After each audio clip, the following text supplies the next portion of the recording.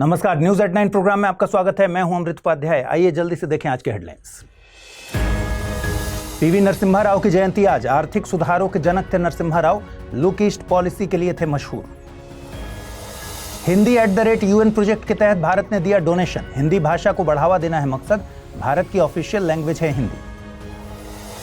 और 70 साल से ज्यादा उम्र के लोगों को मिलेगा फ्री में इलाज। आयुष्मान भारत के तहत सरकार बना रही है योजना। राष्ट्रपति ने अभिभाषण में की घोषणा।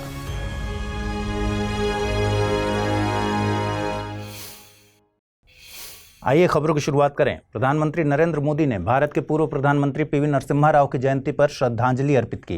पीवी नरसिम्हा राव का जन्म 28 जून 1921 को वर्तमान तेलंगाना में हुआ था। वे 1991 से 1996 तक प्रधानमंत्री के पद पर काबिज रहे। वे नेहरू गांधी परिवार के बाहर पहले ऐसे प्रधानमंत्री थे जिन्होंने अपना 5 साल का कार्यकाल पूरा किया। उन्हें भारतीय आर्थिक सुधारों के जनक के तौर पर जाना जाता है। वे दक्षिण भारतीय मूल के पहले प्रधानमंत्री थे। उन्हें LPG यानी लिबरलाइजेशन, प्राइवेटाइजेशन एंड ग्लोबलाइजेशन के सुधारों के लिए जाना जाता है। उनकी सरकार ने लाइसेंस राज को खत्म किया था।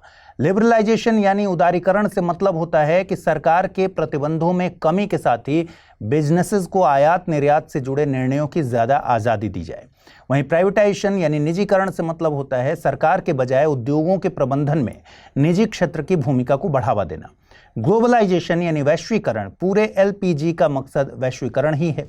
अगर साधारण शब्दों में कहूं तो वैश्वीकरण का सीधा मतलब है किसी देश की अर्थव्यवस्था को वैश्विक अर्थव्यवस्था से इंटीग्रेट करना या फिर एकीकृत करना।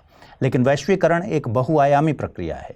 ये केवल आर्थिक पक्ष तक सीमित नहीं है। इसका प्रभाव सामाजिक, आर्थिक, राजनीतिक और सांस्कृतिक जैसे सभी आयामों पर होता है। विदेश नीति में प्रधानमंत्री पीवी नरसिम्हा राव को लुक ईस्ट पॉलिसी के लिए याद किया जाता है। इसमें दक्षिण पूर्व एशिया के देशों के साथ भौगोलिक, आर्थिक और संस्थागत संबंधों की स्थापना का प्रयास किया गया।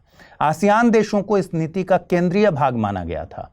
प्रधानमंत्री नरेंद्र मोदी के कार्यकाल में लुक ईस्ट पॉलिसी को एक्ट ईस्ट पॉलिसी में परिवर्तित किया गया है। स्थानीय निकायों को मजबूती प्रदान करने वाले 73वें और 74वें संविधान संशोधन को नरसिम्हा राव के कार्यकाल में ही लागू किया गया था। साल 2024 में भारत सरकार ने पीवी नरसिम्हा राव को मरणोपरांत भारत रत्न पुरस्कार से नवाजा है। लेखिका नीरजा चौधरी के मुताबिक पीवी नरसिम्हा राव अयोध्या को यूनियन टेरिटरी बनाकर उसे वेटिकन सिटी जैसा दर्जा देना चाहते थे। 18वीं लोकसभा के पहले सत्र की शुरुआत हो चुकी है और इस मौके पर राष्ट्रपति द्रौपदी मुर्मू ने राज्यसभा और लोकसभा के ज्वाइंट सेशन को संबोधित किया। राष्ट्रपति के अभिभाषण में सीनियर सिटीजन्स को लेकर एक बड़ी घोषणा की गई। राष्ट्रपति के मुताबिक केंद्र सरकार आयुष्मान भारत योजना के तहत 70 साल से ज्यादा उम्र के लोगों को निःशुल्क स्वास्थ्य सुविधाएं मुहैया कराने की योजना बना रही है। अब यहाँ एक बात समझिए, राष्ट्रपति का अभिभाषण केंद्र सरकार के आगे आने वाले एजेंडे का आईना भर होता है। जरूरी नहीं कि सरकार इसे हाल फिलहाल में ही लागू करने वाली हो, पर इससे ये जरूर तय हो जाता है कि ये प्लान फॉर्मेटिव स्टेज में होगा। आयुष्मान भारत योजना भारत सरकार की फ्लैगशिप स्कीम है। इसकी सिफारिश राष्ट्रीय स्वास्थ्य नीति 2017 में की गई है। आयुष्मान भारत योजना 2018 में लॉन्च हुई थी। इसके 2 मुख्य कंपोनेंट हैं, health and wellness centres HWCs और प्रधानमंत्री जन आरोग्य योजना यानी PMJAY। प्रधानमंत्री जन आरोग्य योजना के तहत प्रति परिवार हर साल 5 लाख का बीमा मुहैया कराया जाता है। योजना में परिवार के आकार, उम्र और जेंडर पर कोई कैप नहीं है। मतलब परिवार का कोई एक सदस्य या सभी सदस्य इस योजना का लाभ उठा सकते हैं। इसके तहत द्वितीयक और तृतीयक स्वास्थ्य सेवाएं निजी और सरकारी हॉस्पिटल्स में हासिल की जा सकती हैं। इसमें लाभार्थियों की पहचान SECC यानी सामाजिक आर्थिक जातिगत जनगणना के जरिए की जाती है। इसमें लेटेस्ट SECC 2011 में कराई गई थी, तो इन्हीं आंकड़ों का इस्तेमाल किया जाता है। योजना के तहत लाभार्थी देश के ऐसे सरकारी और निजी हॉस्पिटल्स में कैशलेस ट्रीटमेंट ले सकते हैं जो इस योजना में लिस्टेड हों। योजना में हॉस्पिटल्स की लिस्टिंग में राज्यों की भूमिका है। इसमें फाइनल डिसीजन राज्यों का ही होता है। मतलब ये कि कौन से हॉस्पिटल्स योजना को लागू करने के लिए शामिल होंगे या किस प्रोसेस के जरिए शामिल होंगे, ये राज्य डिसाइड करते हैं। योजना को लागू करने के लिए NHA यानी नेशनल हेल्थ अथॉरिटी जिम्मेदार है। NHA भारत सरकार के परिवार एवं स्वास्थ्य कल्याण मंत्रालय के तहत एक एपेक्स बॉडी है। इसे PMJ यानी आयुष्मान भारत योजना को लागू करने के लिए ही गठित किया गया है। हिंदी माध्यम से UPSC की तैयारी करते हैं आप, तो स्टडी IQIS हिंदी के प्रीलिम्स टू इंटरव्यू बैच यानी P2I बैच के बारे में तो जानते होंगे। अगर नहीं जानते तो मैं बताता हूँ। देखिए, P2I बैच में मिलता है 1000 घंटों से ज्यादा की लाइव क्लासेस, PT और मेंस के लिए test series, crash course, daily current affairs और CSET क्लासेस, हर विद्यार्थी के लिए personal mentor, daily answer writing, PT pass करने पर निःशुल्क आवासीय कार्यक्रम ज्वाइन करने जैसे बहुत सारे फीचर। तो 26 जून के बैच से जुड़िए। 30 जून तक एडमिशन जारी है और इस समय आप इसे बेहद सस्ते कीमत पर खरीद सकते हैं, क्योंकि 30 जून तक एक सेल चल रहा है, छूट प्रदान की गई है। चीन 5 प्रिंसिपल्स ऑफ पीसफुल कोएग्जिस्टेंस यानी शांतिपूर्ण सहअस्तित्व के 5 सिद्धांतों की 70वीं वर्षगांठ मना रहा है। इस इवेंट को चीन में from the 5 principles of peaceful coexistence to building a community with a shared future for mankind की थीम के साथ आयोजित किया जा रहा है। इन सिद्धांतों को सबसे पहली बार साल 1954 में भारत और चीन के बीच हुए समझौते में पेश किया गया था। भारत में इन सिद्धांतों को पंचशील के रूप में जाना जाता है। पंचशील शब्द बौद्ध धर्म से लिया गया है। ये बौद्ध भिक्षुओं का व्यवहार निर्धारित करने वाले 5 निषेध होते हैं। मतलब ये कि इन कामों को करने की मनाही हर बौद्ध धर्म से जुड़े व्यक्ति के लिए होती है। देखिए, 1954 में चीन के प्रीमियर चाउ एन लाई और भारत के पहले प्रधानमंत्री पंडित जवाहरलाल नेहरू के बीच तिब्बत मुद्दे को लेकर बातचीत हुई थी। इसी दौरान इन सिद्धांतों का प्रस्ताव चीन के प्रमुख द्वारा किया गया, जिसे भारत के पहले प्रधानमंत्री पंडित जवाहरलाल नेहरू ने समर्थन दिया।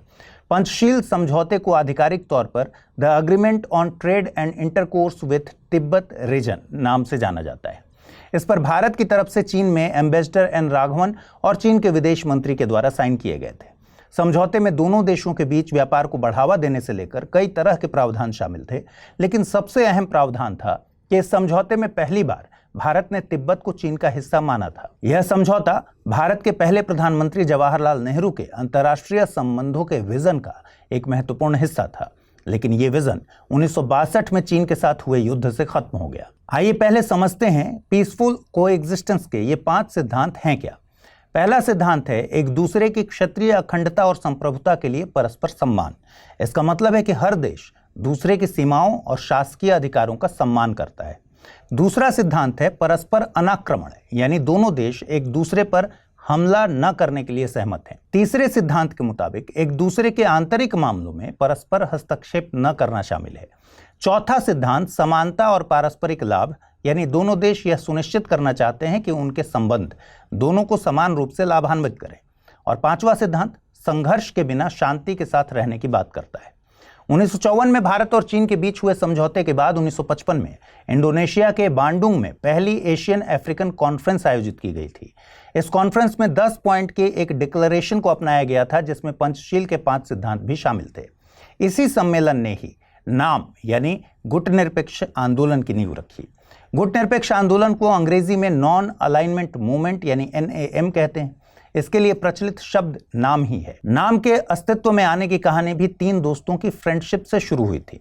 इन दोस्तों में शामिल थे युगोस्लाविया के राष्ट्रपति जोसेफ ब्रोज टीटो, भारत के तत्कालीन प्रधानमंत्री जवाहरलाल नेहरू और इजिप्ट के गमाल अब्देल नासिर। इन 3 नेताओं ने 1956 में एक मीटिंग की। इस मीटिंग में इन्हें इंडोनेशिया के सुकर्णो और घाना के क्वामे नक्रुमाह का समर्थन मिला। नाम का गठन ब्रियोनी घोषणा पर हस्ताक्षर के साथ हुआ था। ब्रियोनी आइलैंड्स उत्तरी एड्रियाटिक सी में है। वर्तमान में ये आइलैंड्स क्रोएशिया के हिस्से में आते हैं। इन 5 नेताओं को नाम के संस्थापकों के तौर पर जाना जाता है। नाम का पहला सम्मेलन 1961 में बेलग्रेड में आयोजित हुआ। इस सम्मेलन में पंचशील को इस ग्रुप की आइडियोलॉजी के तौर पर अपनाया गया था। वापस पंचशील पर लौटते हैं। आज भले ही चीन इन सिद्धांतों की एनिवर्सरी मना रहा है, लेकिन अगर इन सिद्धांतों को फॉलो करने की बात की जाए तो चीन की विदेश नीति में इनकी झलक दूर दूर तक नहीं मिलती। चाहे दक्षिण चीन सागर में पड़ोसियों की टेरिटरी पर कब्जा का मामला हो या USA और भारत के साथ चीन के बिगड़े संबंधों का मामला हो, पंचशील चीन के लिए केवल सिद्धांत भर बनकर रह गए हैं। भारत सरकार ने यूनाइटेड नेशंस में हिंदी भाषा के प्रयोग को बढ़ावा देने के लिए 1.169 मिलियन $US का योगदान दिया है। भारत सरकार यूएन में हिंदी के प्रयोग को बढ़ावा देने के मकसद से लगातार प्रयास कर रही है और इसके लिए भारत सरकार ने 2018 में UN department of public information के सहयोग से हिंदी @UN प्रोजेक्ट लॉन्च किया था। इस प्रोजेक्ट का मकसद है यूएन की पब्लिक आउटरीच को हिंदी भाषा में बढ़ावा देना, साथ ही वैश्विक मुद्दों की जानकारी हिंदी भाषी लोगों तक पहुंचाना। इसी प्रोजेक्ट के तहत यूएन की यूएन हिंदी न्यूज़ वेबसाइट चलाई जाती है, जिससे यूएन की खबरों की पहुंच हिंदी भाषा में सब तक पहुंचाई जा सके। वैश्विक स्तर पर किए जा रहे ये प्रयास भारत को ग्लोबल लेवल पर बढ़त दिलाएंगे। एक नज़र हिंदी भाषा से जुड़े संवैधानिक प्रावधानों पर डाल लेते हैं। भारतीय संविधान के अनुच्छेद 343 के मुताबिक संघ की आधिकारिक भाषा हिंदी देवनागरी लिपि में होगी। वहीं संविधान के अनुच्छेद 351 में केंद्र सरकार का यह कर्तव्य होगा कि वह हिंदी को बढ़ावा दे। हिंदी भारत की आधिकारिक भाषा यानी ऑफिशियल लैंग्वेज है। भारत के अलावा 7 अन्य देशों में हिंदी का इस्तेमाल मातृभाषा के तौर पर करते हैं। इन देशों में Fiji, New Zealand, Singapore, Jamaica, Trinidad and Tobago, Mauritius and French Guiana है। आपको बता दें, अटल बिहारी वाजपेयी पहले भारतीय नेता थे जिन्होंने संयुक्त राष्ट्र महासभा को हिंदी में संबोधित किया था। आइए देखते हैं अब टर्म ऑफ द डे में आज क्या खास है। देखिए, आज के टर्म ऑफ द डे में है डेजा वू। ये एक फ्रेंच शब्द है और इसका मतलब होता है पहले से देखा हुआ। कई बार आपने महसूस किया होगा कि किसी घटना या किसी जगह को देखकर आपको लगता है कि यह घटना आपके सामने पहले भी हो चुकी है या आप इस जगह पर पहले भी आ चुके हैं। अगर आप भी ऐसा महसूस करते हैं तो आप अकेले नहीं हैं। इसी स्थिति को कहते हैं डेजा वू। हालांकि असल में आपके साथ ऐसा हुआ नहीं है, न ही असल में इसकी कोई याद है। ये केवल फीलिंग के लेवल पर महसूस होती है। डेजा वू क्यों महसूस होता है, इसके बारे में एक्सपर्ट सीधे तौर पर कुछ बताने में सक्षम नहीं है। एक्सपर्ट्स की माने तो इसके पीछे कुछ थियरीज काम करती हैं, जैसे memory theory, 3D hologram theory और ड्रीम थियरी। तो बताइए, आपको भी कभी डेजा वू फील हुआ है? बुलेटिन खत्म करने से पहले आप सबके लिए जरूरी सूचना, अगर आप प्रयागराज में हैं तो 29 जून को यानी शनिवार को सुबह 11 बजे होटल रामा कॉन्टिनेंटल, जो कि सिविल लाइंस में है, ताशकंद मार्ग में है, वहां मंगलम हॉल में एक सेमिनार का आयोजन किया गया है, जिसमें मैं भी आऊँगा और मेरे साथ कई सारे और शिक्षक आपके शामिल होंगे। तो अगर आप प्रयागराज में हैं तो सुबह 11 बजे होटल रामा कॉन्टिनेंटल पहुँचिए। अपना रजिस्ट्रेशन कराने के लिए विभिन्न सोशल साइट्स पर स्टडी IQ के रजिस्ट्रेशन फॉर्म अवेलेबल है, या फिर आप प्रयागराज में स्टडी IQ के ऑफिस में जा सकते हैं, वहां जाकर रजिस्ट्रेशन करा सकते हैं। तो 11 बजे सुबह मुलाकात होगी प्रयागराज में। चलिए अब देखते हैं आज के रैपिड न्यूज में क्या है खास। CEL यानी सेंट्रल इलेक्ट्रॉनिक्स लिमिटेड को मिनी रत्न श्रेणी 1 का दर्जा दिया गया है। यह वैज्ञानिक एवं औद्योगिक अनुसंधान विभाग यानी DSIR के अधीन काम करती है और इसकी स्थापना 1974 में की गई थी। यह सोलर फोटोवोल्टिक के क्षेत्र में देश की अग्रणी कंपनी है। मिनी रत्न श्रेणी 1 के दर्जे की बात करें तो यह दर्जा उन कंपनीज को दिया जाता है जिसने पिछले 3 वर्षों में लगातार लाभ अर्जित किया हो, जिसने 3 साल में एक बार कम से कम 30 करोड़ रुपए का शुद्ध लाभ अर्जित किया हो या उससे अधिक रहा हो, और जिनकी नेट पॉजिटिव नेटवर्थ यानी कुल परिसंपत्ति की तुलना में ऋण की लायबिलिटी कम हो। DRDO ने भारतीय नौसेना को medium range microwave obscurant chaff rocket सौंपा। इसे जोधपुर में स्थित रक्षा अनुसंधान एवं विकास संगठन यानी DRDO की रक्षा प्रयोगशाला ने विकसित किया है। यह रडार संकेतों को अवरुद्ध करता है और प्लेटफॉर्म्स एवं एसेट के चारों ओर माइक्रोवेव शील्ड बनाता है। इससे उनके रडार की पकड़े जाने की प्रोबेबिलिटी कम हो जाती है।